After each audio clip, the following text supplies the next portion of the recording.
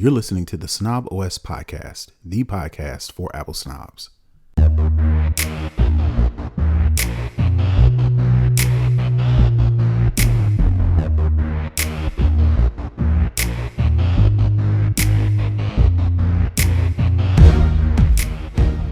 Yo, this is Terrance Gaines, aka Brother Tech.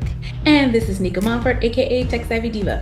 And welcome back to another episode of the Snobbish Show, the show for Apple snobs, where we talk all things Apple and then some. We are back with another episode. This is episode 376 of the Snob OS Show. On this week's show, we got Apple sending out invites to a possible folding phone that could run you $2,000. Apple's also cramming a trillion parameter AI into a box you can hold in one hand. Apple is shrinking its headset ambitions while betting big on glasses nobody's even seen yet. We got Uber drivers out here not really driving. Target apologizing for a costume that never should have left it past the design review in the first place, and how to hide your credit card number in plain sight. So that's what we're talking about on this week's show. We always want to thank everybody for listening, for sharing, for subscribing, for commenting. If you want to become a Patreon supporter, puts a little money in our pocket. And as a thank you, you get access to the live show, which means you get access to the show early, and you get access to exclusive content you will not find on this week's show. So speaking of this week's show, we're going to jump right into it. We always start with the lowdown. And like I mentioned at the top, Apple today, if you're listening to this on Friday, on Wednesday, Apple sent out invites for its annual fall iPhone event. The fall keynote is set for Wednesday, September 9th at 10 a.m. Pacific Standard Time, 1 p.m. Eastern, live from Apple Park with an invite reading "Surprise and Shine" over a glowing logo. Again, I don't be reading too much into the invite, so I'll let y'all do that, but we'll talk about that a little bit later. Again, rumors like we've been talking about for the past couple months, it sounds like Apple's finally unveiling its first foldable phone. People haven't decided between the iPhone Fold or the iPhone Ultra or iPhone Flip. We will find out. Let's see. Oh, yes, it's expected to land at $2,000 and possibly as high as $2,500. Alongside it, the iPhone 18 lineup with a variable aperture. You can tell I'm not a photog. Variable aperture cameras, smaller dynamic island, bigger batteries, and likely another price hike following the pattern Apple already set for Macs, iPads, HomePods, and Apple TV earlier this year. There's also chatter about Apple could split the 18 launch, showing the Pro models early in the fall event that we just announced, and holding the standard model for spring 2027. That's something I haven't heard. Again, they're also rumored that their AirPods may have cameras that we talked about last week and visual sensors to feed Siri more real-world context, and the Apple Watch Series 12 lineup with a possible ceramic option coming back. Better battery efficiency, and maybe improved blood pressure monitoring. Now they've gotten rid of that whole Massimo. I think that was the name of the company. Mm-hmm. I think they cleared all that up. So the rumor is the Apple Watch Series 12 will have the, not the blood pressure monitoring, blood oxygen content. I think that's what it was. Yeah. So I guess I wanted to open up to you any one of those topics, fancy or interest. Like I mentioned, a foldable phone that costs $2,000 plus. You know, Apple splitting up the iPhone event into two sections, talking about the Apple Watch and others. What's your take on the announcement? So I don't know how good that Cali Green is out there, but are they high for this $2,000, $2,500? I just can't. I just can't wrap my head around it. But, you know, obviously people are going to buy it. But, man, if they start getting people to buy $2,000, $2,500 phones, it's a wrap for the rest of us, because I think the other ones are going to start inching up closer. No, I think it'll set precedent. Yeah, I do. Because and I think it depends on how many people buy in. Because if they say, oh, a significant of people bought into this, well, then our price point may have been too low. Let's raise it up. And I just think that is insane. Another thing, because I'm just kind of rambling here, of all the things they announced, a Wednesday instead of a Tuesday announcement. Mm. Interesting. Is this John Turnus's way of coming in and making his mark, or is there a reason that they're having it on a Wednesday instead of Tuesday? My initial thought was maybe because Labor Day is that week and they want to give an extra Mm. day in between Yeah. people coming back. Yeah. Maybe it's just weird to see an Apple event on a Wednesday instead of a Tuesday. Um, if this is all they got to offer for the iPhone 18, then I think I'm gonna let them keep it. But they got some Because colors. I saw some rumors about like a cherry red color and a mm, light blue color. None of mm. that. None of that strikes your fancy. No, I always get a. I always like the gold family. Gold is on my colors. Obviously, I have on rings and bracelets. But if all they had to give me is color, a variable aperture on the camera, a smaller dynamic island, a bigger battery, um, for a couple $100 price tag, I'm not with it. They got to show me something else. And I think probably the only other thing I will mention is the Apple Watch Series 12. So Mm-hmm. my mom's Apple Watch finally crapped out. She is a borderline hoarder. She doesn't let go of it until it can't work anymore. Mm-hmm. So she's finally ready to let go of the watch she has because she took it to them to see if they could fix it, and they were just like, "Man, just Mm-hmm. upgrade."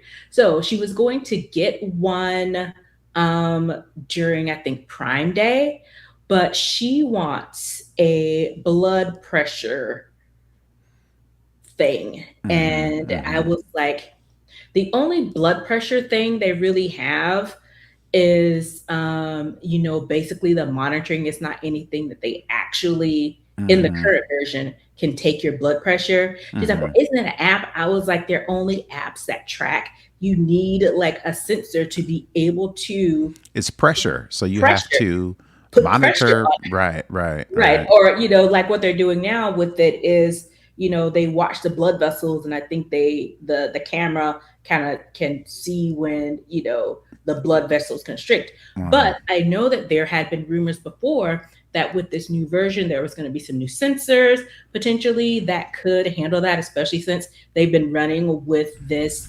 hypertension, whatever they call it. I forgot what it is.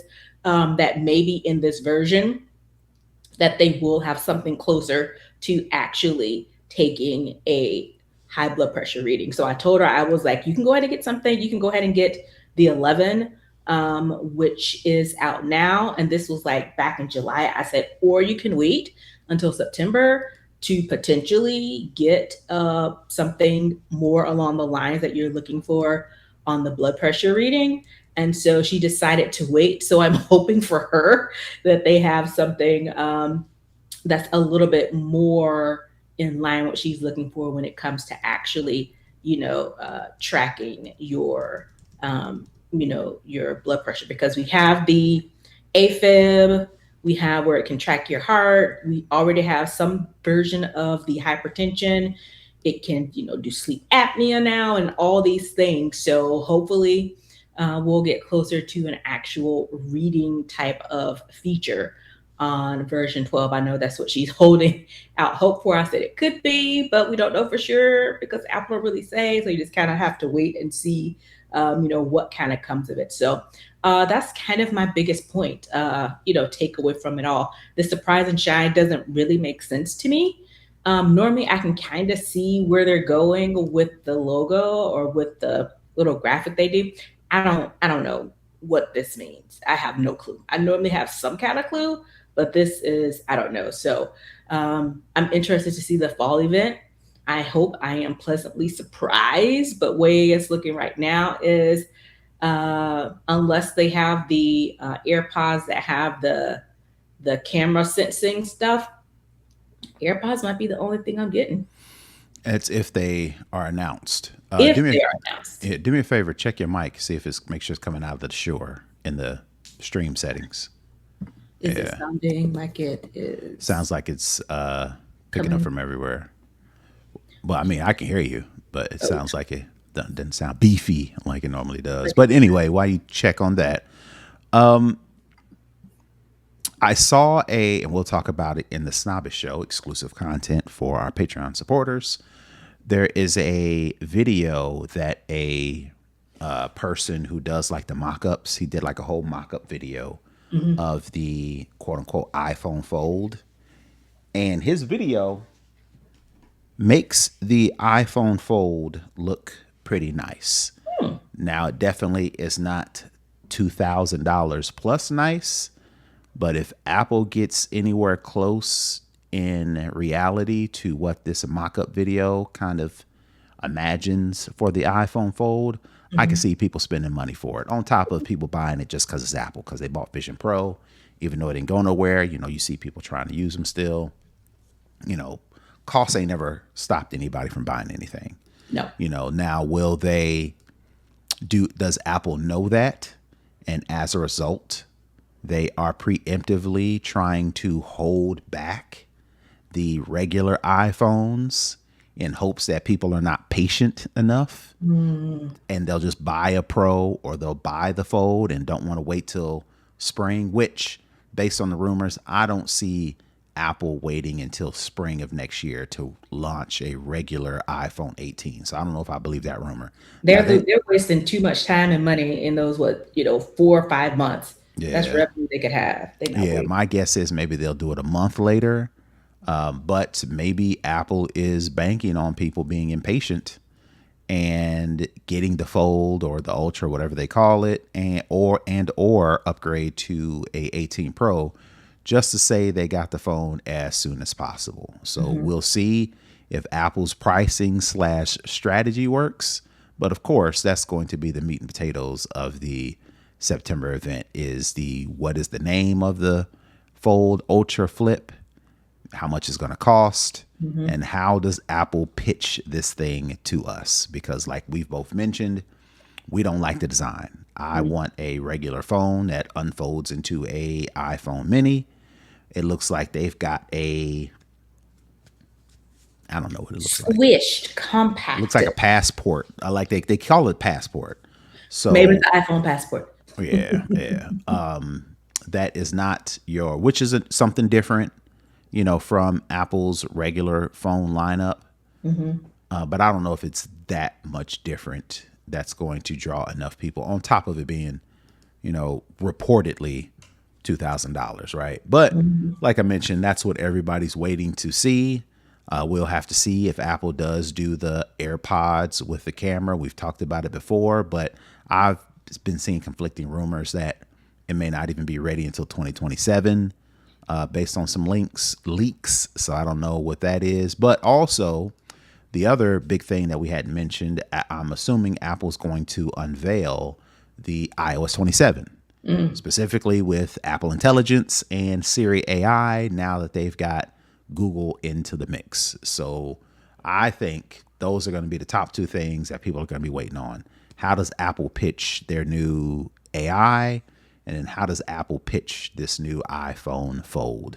And like I mentioned, if how long are they going to wait before announcing the 18 Pro and the iPhone Fold and then just a regular old iPhone 18? So time will tell. We will have to see, but time's getting It's closer. getting close. I am in the market for a new iPhone and I have Mm. no idea what I'm going to do.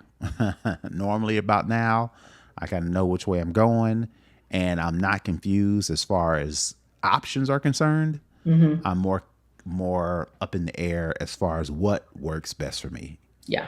And unfortunately, Apple has pushed me into what works best for me, because in the past I was just like, I'm just going to get the Just get it. whatever Pro Max, right? Yeah. Now they're talking about price hikes. Now they're talking about, rumors are the 18 is just going to have some different colors. I don't know if that's enough for that price hike that we are rumoring that Apple is going to do. So it's like you got to wait and see. I don't want to say unfortunately. It's more like a wait and see. When before I knew, now I'm like, I don't know. I'm just going to have to It's wait and new. see. It's new. It's new territory because, especially for us, because usually automatic. We rack up on, Hmm. Apple event day. It's like as soon as, the pre-orders open, it's like, let me get in and get mine so my date doesn't slip. And now it's just like, hmm, we'll see what it looks like, when it comes out. Because again, they got to show me something, Yeah. because right now, I'm still rocking the 16 Pro. And if iOS 27 works on my 16 Pro and I don't see really any significant change with the 18, then Another thing there's I nothing consider rocking out. another thing I considered doing was getting a 17 Pro Max Get because it I am cheaper. the yeah, and maybe the I'm hoping Apple don't raise the prices across the board, and maybe Mm. the 17s are quote unquote grandfathered into the old price as Mm-hmm. opposed to the 18s getting the new not tariff, the new RAM shortage, Ramageddon RAM prices. shortage. Yeah, maybe get that, maybe just the 18. Lengthy So, message. and that's a tip for anybody else. If you are in the market for a phone and nothing strikes your fancy, you don't have to not get anything. You get last year's, you be all right.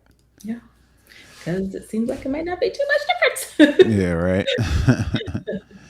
All right, moving on to the next story. Apple did announce a couple other items that I'm going to go over real quick. They refreshed the Mac Mini and the Mac Studio, and the main thing about those is they have added AI ready chips. Mm-hmm. So for the Mac Mini, it skips the M5 chip entirely and jumps into the M6 or M5 Pro, however they're going to announce these new chips, making the M6, if that's the name, Apple's first chip on a 2 nanometer process and its first ever 12 core CPU config with 2 super cores, 4 performance, 6 efficiency, whatever that means to you. According to the notes, Apple was claiming 20% faster multi threaded performance over the M5, 40% over the M4, plus a 12 core GPU, neural accelerators, Dural 16 core neural engine for double the AI throughput, all of which nets a $200 price bump that we mentioned before, pushing the base M6 Mac Mini to $899 instead of the $699 that we're used to. The Mac Studio gets the new M5 Ultra, Apple first quad die chip, literally two. And I'm just reading the notes because I'm not a spec dude. And basically, they are summarizing this as literally two M5 Max die fused together, each of which already had two dies. Again, I'm not a nerd, so I'm assuming that means something to you. Connected via a next gen Ultra Fusion interconnected, hitting 4.4 terabytes per second. Apple's also touting the ability to network up to 4 Mac Studios over Thunderbolt 5 to pull memory and run trillion parameter LLMs locally. Both machines are up for pre order now, and they ship September 22nd with Mac OS 27 Golden Gate. Have you recently got a new Mac Mini, and is that something you plan on doing since you're heavy into the AI game? Does all these new specs, Apple Mm-hmm. touting this AI chips, does that strike your fancy to possibly getting a new unit that you can run at home, or are you fine what you got? So all this mumbo jumbo basically just means that they will be able to run the new OS that has, we talked about before, this indexing feature. It has the Siri AI that, is supposed to do all these things. What this chip does is basically allows you to run the new Apple Intelligence slash Siri AI, and for your machine not to get clogged up, for you to be able to still do all of your functions, do some of the new stuff, and you won't really be able to tell a difference in the performance. That's really all that means. Now, I have a Mac Mini, but it is an older Mac Mini. And Mac Minis used to be kind of like the workhorse. That was your low cost, you know, small little box, plug it into your monitor, get a keyboard, get a mouse, and you're off to the races. You can do a lot of stuff on it. My Mac Mini pretty much got me through grad school. Of course, I had a laptop, but for some of the powerful stuff that I had to do, I needed something that was a little bit more beefier. It came in handy, did its thing, and voila. I don't really use it now. It just kind of sits on my other desk, Mm, because I just dock my Mac into my monitor setup. hmm. But as far as me getting one, um, again, these price hikes, $200, just like the Mac Mini used to be, our little cheapy version, Well, our you can little. still get it. I guess the question is it enough? Apple's touting all this parameter and teleflops and terabytes per second and all that stuff, right? I mean, is you're it? you're It, gonna it have to have the new version to be able to keep up with what the new OS is going to do. If you try to run uh-huh. this new OS, I mean, I won't say if it's lower than probably an M4 chip, you're going to really start to see some degradation in the performance and the processing. The reason they have launched these new Mac Minis and Mac Studios, and they are touting this new AI chip, and they are touting all of these specs, is because in order to be able to get the best out of what this new OS, what is it called, Golden Gate, Hmm. you're going to need something that has this type of power. You can use it with your old one, sure, but what's going to happen is it's going to clog up your system, and it's going to start to churn. It's going to start to be like, I won't say unbearable to use, but you're definitely going to notice a performance difference from this current OS to the new OS, if you don't upgrade. Again, they work with regression to make sure that it still works, but working and working well are two different things. And I think this is where this new M6, or I think they're calling it M6 slash M5 Pro chip, that's where you're going to really see the difference. To get the biggest and best use out of the new OS and all these features, it's optimal to get a new machine. If you can't afford it, you don't want to buy it, of course, it'll still work, but it just won't work as it would if you had a faster machine. And maybe that's enough for people who are just, they claim to be, I'm running LLMs, but in reality, they're just downloading Claude or OpenAI's Codex or Cowork or Yeah. whatever. They're not really building, managing, or training their own LLM. They're just downloading Claude or Claude to their machine, so they're not pinging the web as much, which is what I kind of use AI for the most. Hmm. I'm not using it to fetch things. Hmm. I'm feeding it information, and it's helping me digest it and analyze it and spit it back out. Right. So maybe people could get the regular old Mac Mini, without the M6 or the M5 Pro. Run it headless, or set it on your desktop, and maybe it works fine. I Yeah. don't know. We'll have to see. I guess my whole point is Apple is touting AI, but we Hmm. don't really know what their AI is, right? Yeah. And maybe they are trying to future proof the Mac Mini and the Mac Hmm. Studio, for maybe competitors. But at the same time, I think people are going to buy a Mac Mini and a Mac Studio to do the Apple Intelligent Siri AI stuff. Hmm. If it's good, right? Yeah. That's what we kind of have to wait on this Apple event in September. Is spending $899 for a Mac Mini or plus more for a Mac Studio enough when Apple's AI is kind of like, man, and people are using AI kind of like, man, For people who are actually building and uh-huh. actually creating LLMs, who are actually training, who are actually, who need this processing power, this is nothing for them. They'll drop Hmm. the 800,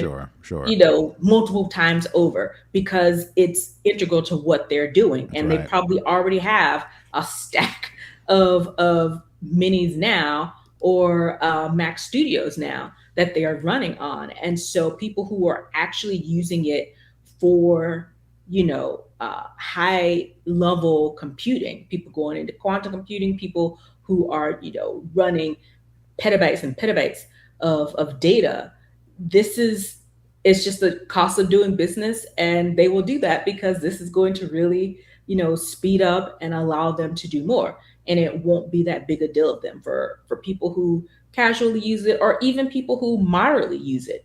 um you know it it's not really, I don't think, that necessary, unless you just want it and you got money to burn. Then it's like, hey, have at it, have a good time. Yeah, for those people, I can see them wanting to run something in house versus on the cloud. Hmm. So maybe that's the selling point. But I'm curious as to how non AI people take the Mac Mini and the Mac Studio. Is it worth it? All right, that is it for that story. We're going to move into the next story, and we have some new stuff, and now we're taking away some stuff. Apple is reportedly scaling back the Vision team, which is the first in a while that I've noticed that Apple literally is like, yeah, we don't need y'all anymore. But Apple Insider reports that Apple has laid off at least 60 employees tied to the Apple Vision Group and related roles. No confirmation or comment from Apple. It's the latest data point in a story that's been unfolding for over a year. Bloomberg's Mark Gurman reported that back in 2025, Apple had already broken up the Vision Products Group, folding hardware and software staff into its larger engineering orgs, with former VPG head Mike Rockwell reassigned to lead the Siri overhaul. Apple's public messaging hasn't budged.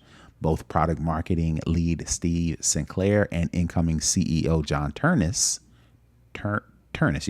have called it, quote, early innings for spatial computing in the month since, even as the company reportedly redirects resources toward AI smart glasses, now pushed back to a WWDC 2027 unveil, which I don't believe that either. I think the AI smart glasses are going to be 2028, but that's just Yeah, me. I agree. While Apple reworks the privacy angle amid the Meta glasses backlash, which is something to definitely pay attention to, Hmm. because some of the rumors are the Apple glasses. I've seen conflicting rumors. Okay. Some say it's a camera, but it's not really a picture camera. Hmm. Some That's people fair. are saying it is a like the Meta Ray-Ban glasses camera. So that's another reason why I really don't report no rumors that much, because we don't know. People just Yeah. be saying stuff for clicks. Yeah. But we shall see. But I just wanted to bring that up to talk about the fact that Apple, first time in a while, and say, yeah, we had to lay off these people because we're closing this. Yeah. Normally they're pretty good about being picky as to who they hire. Hmm. And if they hire you, they tend to keep you. Now, of course, you know, reorgs happen and people leave because of reorgs, but not like a layoff, right? Yeah. We've, in the past couple years, all the big tech companies are like, we're laying off 3,000 people. We're laying off 10,000 people. We are doing X, Y, and Z to these gobs of people. But it seems like Apple, even though they are laying people off, more people are kind of like, well, I mean, that makes sense. Vision Pro ain't selling. They need to focus on AI, which is lagging behind. So you do what you got to do. So I just want to get your take on that. Yeah, I think that when they saw that the Vision Pro wasn't going to take off the way they had likely hoped, then it only made sense to do that first kind of restructure. What I am surprised at is that they actually laid these people off because it's it's cross-functional type of work. It's transferable skills that I'm sure that could go over to the Apple glasses. So I would be interested to see what roles were actually laid off, because you go to all that hassle to get to onboard, to interview people, to onboard them, to find the right person, all that stuff, to lay them off in a space that you're still building in. So that is kind of surprising as well. And if we had an idea of the roles that were laid off, that would probably give us a clue as to what direction they're really going. But I mean, this honestly makes sense because Vision Pro really, um, it didn't take off the way that I think they hoped it would. It had some very specific type use cases for people to use them, but it wasn't too much on the consumer side. It was more on the kind of like enterprise side of things. And it just makes sense that they are reallocating that budget, because I'm sure there's other things they're like, look, we could sink this money into, we can put these other people on stuff that we are actually actively building and have, projections that are actually going to make us money. So it makes sense. And again, they probably, similar to Apple Intelligence when they first told us about it to when they had to kind of go back and take another look at it, is they're probably having to rethink the way that they are going about not only marketing this product, but actually creating it, because of all of the privacy issues that are related to it. It was Well, just, just the bad, in addition to the bad press that other companies have gotten recently. yeah, and even today, the CEO of Flock, he was basically saying that Americans are going to have to, make some compromise on their privacy. And it's like, bro, are you insane? But First, it's to even think you can say that, but I guess he has all the things, all the money, and all the technology, and he well probably not has all these contracts. But to say that people have to compromise on their privacy when your company has been in the news for violating people's privacy. well so that's not all that unheard of to me, because over the past 3 or 4 years, these AI CEOs have kind of been saying the same thing. Get used to it. AI is here. AI ain't going nowhere. Figure it out, right? And as a result, we're kind of like, all right, well, I guess I got to figure AI out now when, maybe not. Maybe your position, your career, your profession, your hobbies, your day to day could wait for AI. But, you've got these tech companies telling you AI is here, get ready. It may take your job, it may not. You better get ahead of it before you get left behind. You want this the new gold rush, so people are like, they hear it enough times and they go, all right, you're right. I guess I do gotta adopt AI. I think this dude with the flock cameras are kind of saying the same thing. Surveillance is here, get used to it. We've got to do this in order to, keep people safe. You want to be safe, right? So, get used to it. Yes, you may have to give up some privacy, but, it's for the greater good. And I think people are saying that because it works.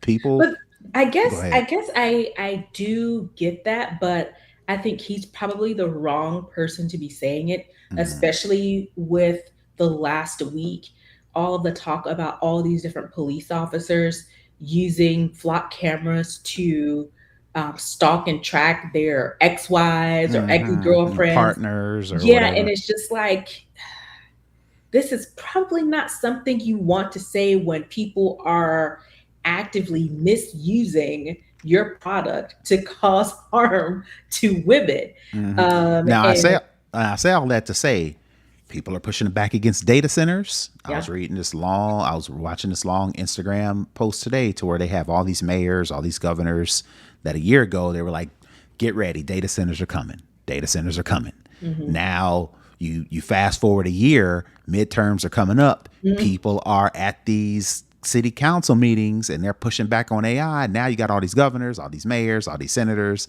trying saying, to roll it hey, back we're doing a moratorium on data centers, right? So same thing until with after the the election. right. Well, until after, I mean, we know how that goes. Yeah, Same thing with flock cameras.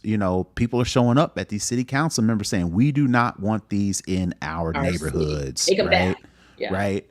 So, as a result, these people, these CEOs or whoever that are doing flock and other similar cameras, I just don't want to call out flock. There are call other, out flock. Yeah, yeah, yeah, yeah, yeah. But people are the right people are starting to speak out right. against some of this stuff, and that is starting to get a little bit more traction. So while the inevitable, you can't avoid the inevitable is the sentiment. I think people are starting to say, hey, wait a minute, nah, there's got to be a better way, or just flat out no. And you either push against it, or like you mentioned with these midterms, risk losing your job. So we'll see what happens after the midterms. We'll see if people keep up on the no data centers and no surveillance. Yeah. So All right. So I think that is it for the lowdown. We're going to move into second string. And I read this story and I wanted to get your opinion or take on this, right? So let's just say, for argument's sake, you are out of town, you're on vacation, you're taking a trip, you book into the hotel ain't ready yet, so they promise that they will watch your luggage. You say, oh, I'm gonna go and get some lunch, or oh, I'm gonna go, see the sights. So you call up an Uber pulls up, you get in the back seat, you're going along to your destination, you peek around to the front seat, the dude is not driving. Now, he may be paying attention, he may be flipping on his phone, but he's clearly not driving. Clearly what he is doing is he has engaged autopilot, full, whatever car, whether it's Tesla, GM, any company that's doing autonomous, what do you do as the passenger in an Uber or in a ride share, and the driver that picked you up isn't actually driving? So, it doesn't really bother me that much. And I preface that to say because I used to do this type of work that allows this to happen. So I have a certain level of comfortability with what the software does. I can't speak for Tesla, but I can say I know on GM cars, when you engage Super Cruise, there is certain metrics, eye tracking, those types of things that you have to be engaged with to know to be able to turn it on. If you lose those things, then the system disengages and you have to put your hands back on the wheel, Right. and you have to drive. So I know that. I don't think that's necessarily the case with Tesla. I'm not 100% sure because I don't really know what their autopilot does. But for me, it would not bother me that much because I know that there are safety protocols. For people who aren't as aware, it probably will freak people out. It probably will cause pause and probably a little bit of panic.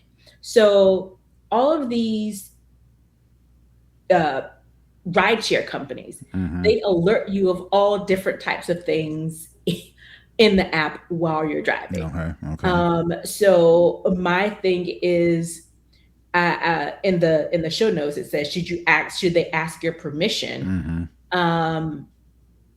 Sure, they can do that, but if they engage it while you're driving, it should be an alert in the app that says, self-driving, this driver has engaged self-driving, to let the user know. And honestly, because there's so much communication between the app, and most cars now have these on-screen, basically control centers. If the person feels comfortable, they can say, I don't want that. Or you can set a preference, like now you can, how you can do a quiet ride, or how you can Changes ask for the own temperature. temperatures. You can say you only want women drivers. Set it as a preset to say you don't want a driver who engages in self-driving. So there are ways to address it, but the rideshare companies just have to figure out for them what works best. Yeah, I wouldn't trust it simply because of principle. I'm opening the Uber app to hail a ride share or Lyft or whatever you want to call it. But your face pops up as the driver. When I get in the car, I have to identify or authenticate, quotes, with you, the person that pulled up, right? So I am entrusting my ride experience to you, not necessarily the car. And I say that because if something were to go wrong and we get into an accident, I ain't gonna be, oh man, I guess that's what happens when you do autonomous self-driving, don't worry about it, driver dude, you couldn't have been avoided. I ain't trying to hear that. If we get into an accident, I'm like, what are you doing, or what didn't you do? I don't want to hear you say, it wasn't me, it was the car. I ain't trying to hear all that. You picked me up. I had to authenticate with you. I expect you to be driving. So I probably would, like you said, set the preferences. No full driving, no super cruise, no autopilot, none of that. Mhm. I'm paying Uber, but you're getting a share for taking me from point A to point B, Right. especially if you want to tip. Now, and I got to tip you. All right. Well, if it's like that, then I'll tip the car. You know what I'm saying? Because the car, you ain't driving no more, right? You know what I'm saying? So little stuff like that. Yeah. It's more of a principle thing to me. I'm not saying I don't trust, the driving, the autonomous driving, Hmm. technology in the cars. I'm less likely to do it now. Me and my wife, we have a family car that does lane assist. Hmm. So if you pair lane assist with the variable or dynamic cruise control, Hmm. it kind of keeps you in the lane while you're just cruising on the street, the interstate, Hmm. highway, whatever the case may be. It doesn't do it to where you can put in the directions and it takes you there, right? You Hmm. actually have to get in the lane, set up your speed, set up your distance from the car in front of you, and then turn on the lane assist. And Hmm. then you can kind of, you don't have to focus so much. But Hmm. same thing with her car, if you don't have your hand on the wheel, it's like, hey, man, grab a hold of the steering wheel, right? So I could see that, I would accept that. But like, if I say, hey, I get in a car and they're like, where you going? And I'm like downtown Park Square or whatever, Hmm. you know, I'm expecting you to drive me there. I ain't expecting the you punch in the coordinates, or you take the coordinates from Uber that I put in there prior to getting into the car, Hmm. and you just sitting in there cruising. I'm like, we both riding. You need to pay for this ride. We need to split this, brother. So mine is more a principle thing, but I just wanted Hmm. to get your take because I could see that being a hot topic. Yeah, for sure. As these technologies get better, who's driving when we got Waymo out there. I ain't talk about Waymo. You got Waymo out there that's doing the whole thing by themselves, right? Yeah. So as that stuff proliferates more into our society, I'm curious as to what side of the fence people are going to be on Hmm. when they get into a ride share Yeah. and the car's doing it and the dude is sitting in the front seat reading a book. There's a difference between theory and real life. In theory, yeah, it's fine, but you get in there and it's like, oh my God, my mortality is staring me in my face. Put your hands on the steering wheel. So people, you talk and click in social media is And one people thing, get but when you're actually distracted, in it, man. it's a completely different thing. And it's just too early for me now. When everything goes that way, then I'll fall in line. But right now, I like driving, so I really don't even turn on cruise control all that much. Mm. So I'm less likely to do it as a driver. So when I'm in the car as a rider, I'm expect you to do the same, brother. And like I said, unless you want to split this fare, right? Because Yeah, put some on it. we both riding at this point. We're both passengers. This is a ride share, literally right now. Hmm. All right, so that is going to do it for second string. We're going to move into for the culture, and I don't know why people went back to Target after a while. I guess that's how boycotts work. The black community was up in arms by Target, what, 2 years ago, 2 years ago. being one of the first company to roll back their DEI practices once this new administration rolled in. Everybody was up in arms. We did a boycott and then it was off again, on again. And then as time goes on, people kind of lose the spunk that got them started. So I Mhm. could tell on my timelines, people were starting to loosen up to the idea of going Mhm. back to Target. Well, fast forward to this week, Target has pulled its kids' gloves under Blacklight Circus Clown Halloween costume, which is a long title in and of itself, to let you know something was up, Mhm. and issued an apology this past Monday, after social media backlash accused the design of evoking blackface and minstrel imagery. The company called it, quote, offensive, and said it would, quote, that should have never been a part of our assortment, adding Mhm. that it was, quote, especially hurtful for our black guests, team members, and partners. Target hasn't said who designed the costume, sold it under its seasonal hide and eek, which is a stupid name, boutique brand, or how it got approved for sale in the first place. The timing makes it worse. It lands 2 years after the 2023 Pride collection backlash. About a year and a half later, Target rolled back DEI initiatives, like I mentioned, during Trump's return to office. Minneapolis business leader, where it was George Floyd was killed, and Philando Castile, and the the ICE, yes, Alex Peretti, and yes, what was the lady's name? Right. So all that stuff happening in Target's backyard, and they are still digging themselves out of holes as it relates to racial relations. So I just wanted to get your take on, were you easing up to the idea of going back to Target, and does this intensify, or does this change at all your opinions toward your efforts towards Target and other companies that are still trying to hide or roll back DEI efforts when stuff like this is still happening in 2026? So I do have to be transparent. I do have a close person to me who works for the Target company, and that discount is really nice. Okay. So preface that there, and that I have a person who I care about very, very much. That's their livelihood. So it's kind of like that whole separate the artist from the art type of thing that I typically am very much against.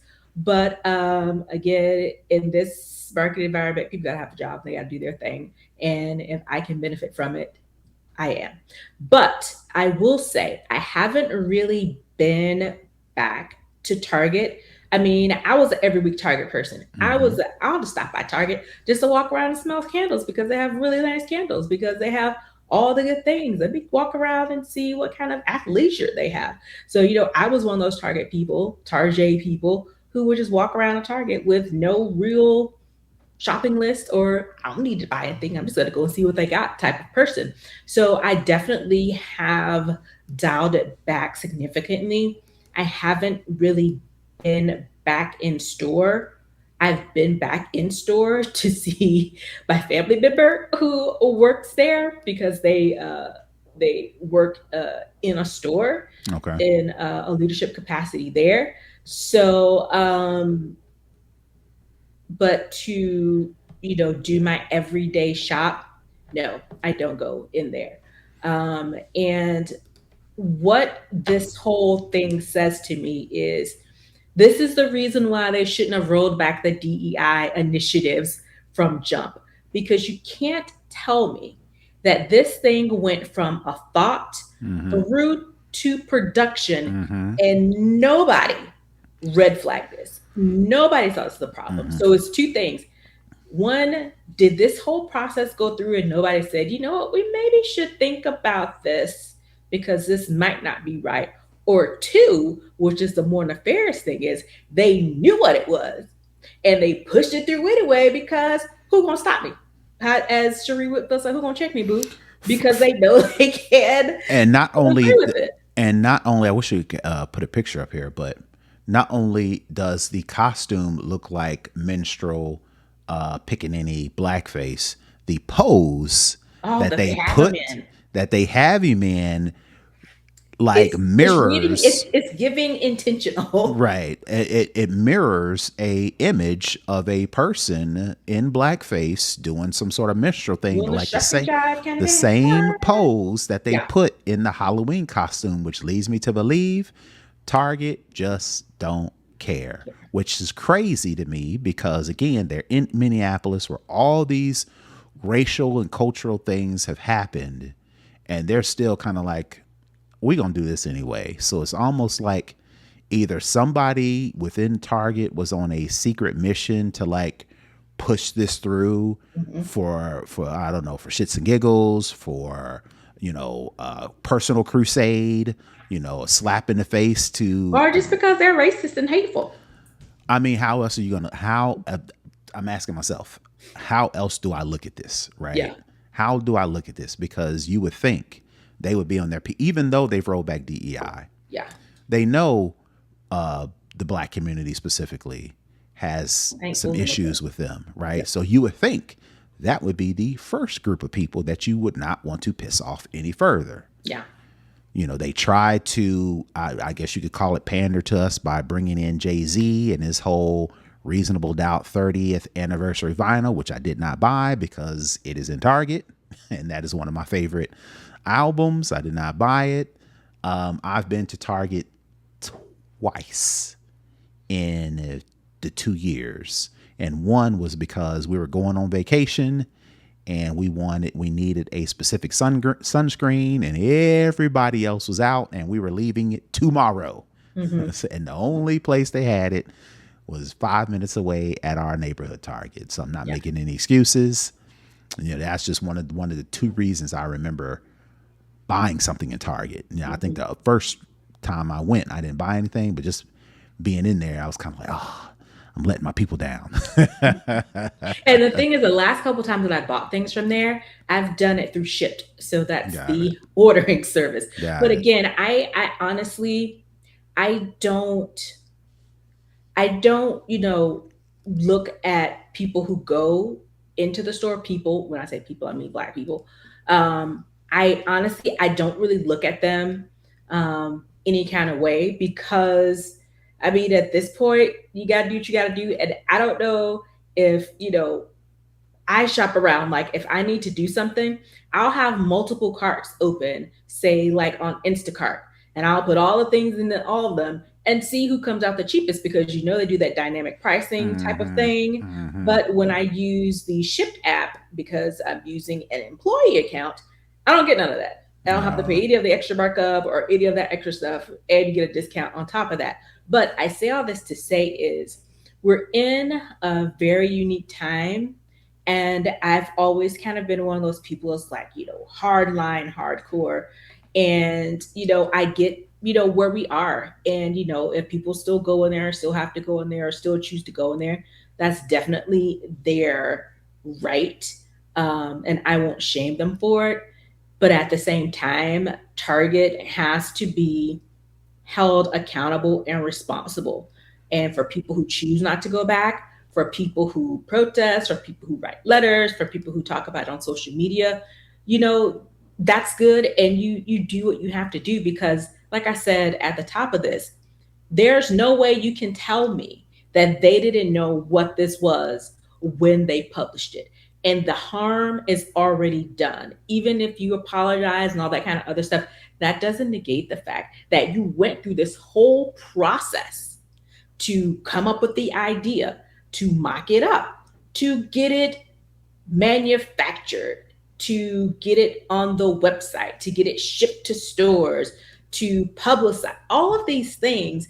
It took intention to get it done. And there was nobody in between any of this whole process from inception to production that said, yo, something's wrong with this. This isn't right. Which leads me to believe they did it on purpose, which means they playing in our face. And you know what? I'm good on y'all Yep. for all those reasons. Yep. It's a Absolutely. no for it's a no for me, dog.